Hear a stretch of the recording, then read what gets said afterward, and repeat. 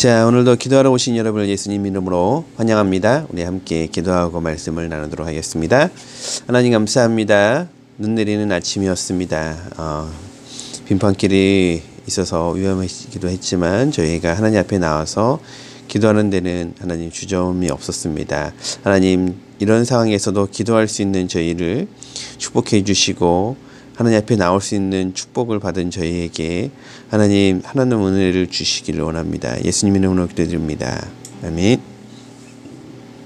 요한복음 21장 1절부터 말씀입니다. 함께 교독하겠습니다. 그때 예수께서 디베랴 바다에서 다시 제자들에게 자기를 나타내셨는데 그가 나타내신 경위는 이러하다.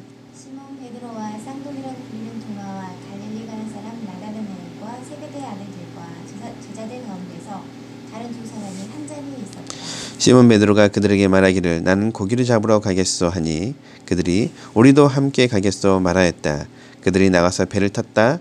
그러나 그날 밤에는 고기를 한 마리도 잡지 못하였다. 이미 동틀 무렵이 되었다. 그때 예수께서 바닷가에 들어서셨으나 제자들은 그가 예수이신 줄을 알지 못하였다. 그때 예수께서 제자들에게 물으셨다. 얘들아, 무엇을 좀 잡았느냐? 그들이 대답하였다. 못 잡았습니다. 예수께서 그들에게 말씀하셨다. 그물을 배 오른편에 던져라. 그리하면 잡을 것이다. 제자들이 그물을 던지니 고기가 너무 많이 걸려서 그물을 끌어올릴 수가 없었다. 예수가 사랑하시는 제자가 베드로에게 저분은 주님이시다 하고 말하였다. 시몬 베드로는 주님이시라는 말을 듣고서 벗었던 몸에다가 겉옷을 두르고 바다로 뛰어내렸다. 그러나 나머지 제자들은 작은 배를 탄 채로 고기 같은 그물을 끌면서 해안으로 나왔다. 그들은 육지에서 100자 남짓밖에 떨어지지 않은 곳에 들어가서 고기를 잡고 있었던 것이다. 그들이 땅에 올라와서 보니 숯불이 피어 놓았는데 그 위에 생선이 놓여 있고 빵도 있었다. 예수께서 제자들에게 말씀하셨다. 너희가 지금 잡은 생선을 조금 가져오너라. 시몬 베드로가 배에 올라가서 그물을 땅으로 끌어내렸다. 그물 안에는 큰 고기가 153마리나 들어 있었다. 고기가 그렇게 많았으나 그물이 찢어지지 않았다. 예수께서 그들에게 말씀하셨다. 와서 아침을 먹어라. 제자들 가운데서 아무도 감히 선생님은 누구십니까? 하고 묻는 사람이 없었다. 그가 주님이신 것을 알았기 때문이다. 예수께서 가까이 오셔서 빵을 집어서 그들에게 주시고 이와 같이 생선도 주셨다. 예수께서 죽은 사람들 가운데서 살아나신 뒤에 제자들에게 자기를 나타내신 것은 이번이 세 번째였다. 아멘. 자, 세 가지 질문이 있는데요. 한번 문제를 한번 풀어보십시오. 네, 한번 답을 찾으셨으면 한번 같이 생각해 봅시다. 먼저 제자들이 갈릴리에 가 있는 이유가 무엇일까요?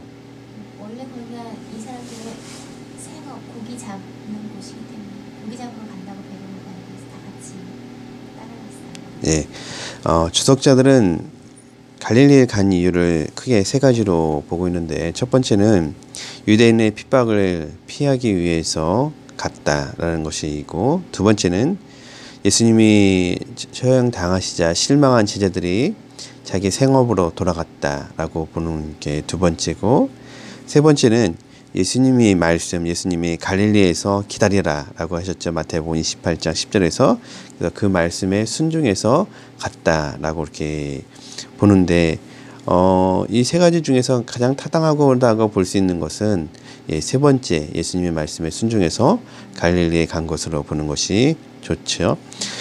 자, 그리고 오늘 본문을 해석함에 있어서 이제 키포인트가 될 수 있는 것이 있는데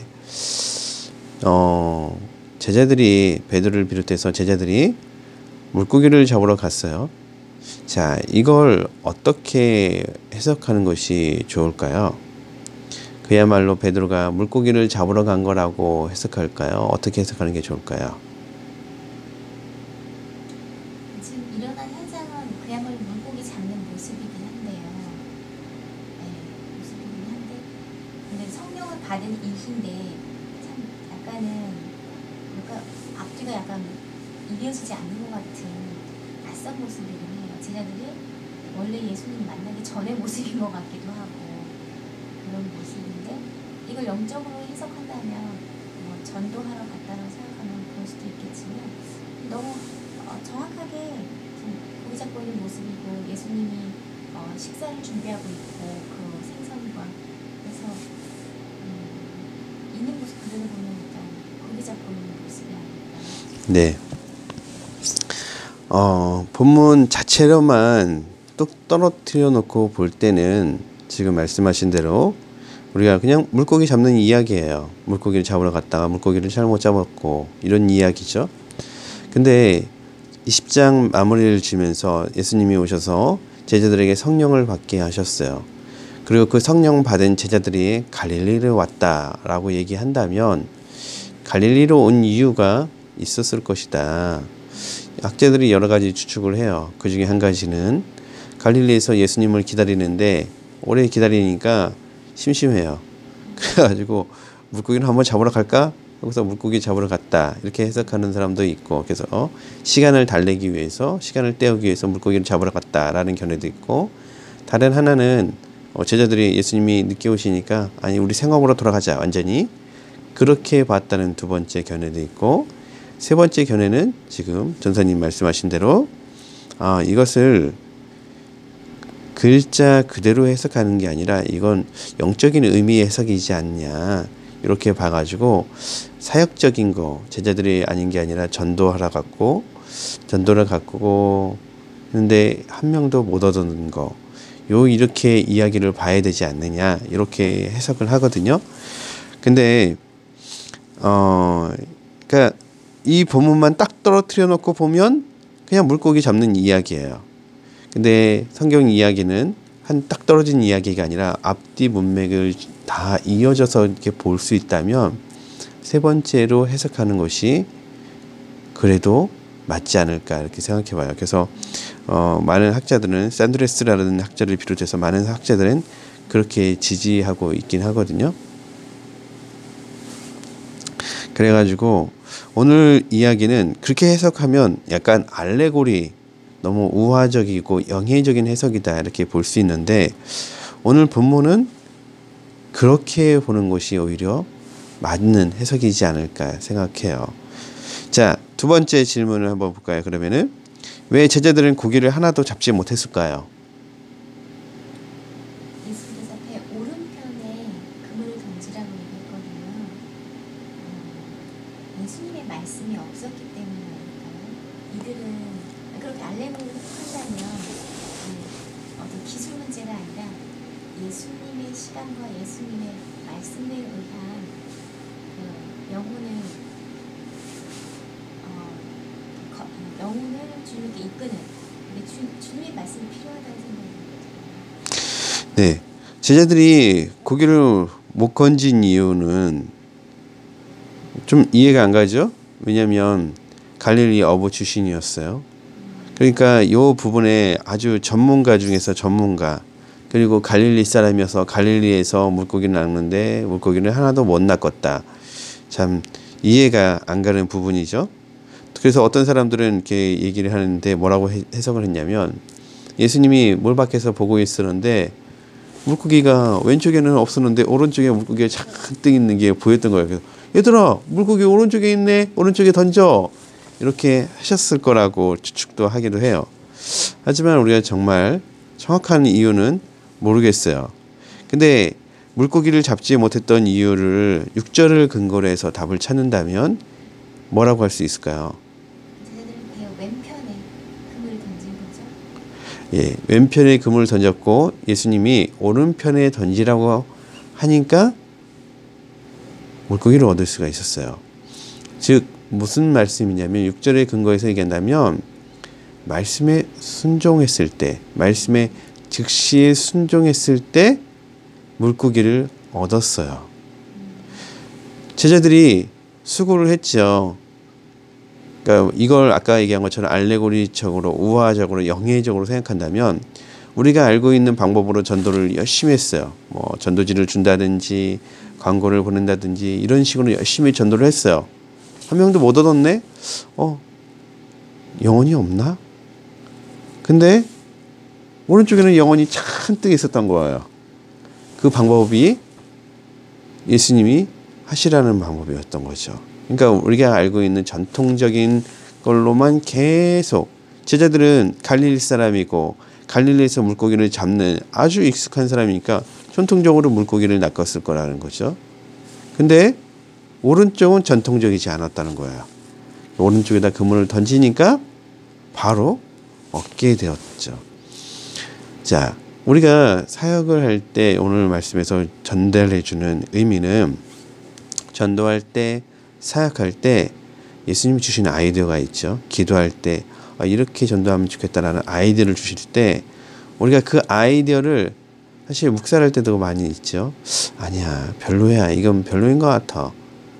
근데 그런 아이디어를 하나님이 주셨을 때, 말씀으로 그런 것을 주셨을 때 즉시 순종해서 해보는 거예요. 그럴 때 하나님이 주신 열매를 얻을 수가 있는 거죠. 세 번째 질문 볼까요? 9절에서 숯불이 있는데 그 위에 생선도 넣고 떡도 있더라. 예수님은 이것들을 어떻게 준비하셨을 수 있었을까요?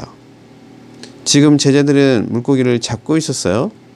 사실은 물고기는 없었어야 되는데 떡은 예수님이 갖고 와서, 떡이라기보다는 사실 이게 빵이죠. 밀가루를 갖고 와서 예수님이 불을 피워놓고 거기다가 밀가루를 이렇게 해서 금방 했겠지만 물고기는 제자들이 어차피 많이 잡아올 텐데 왜 예수님이 물고기까지 미리 준비해 놓으셨을까요? 이 질문인 거죠.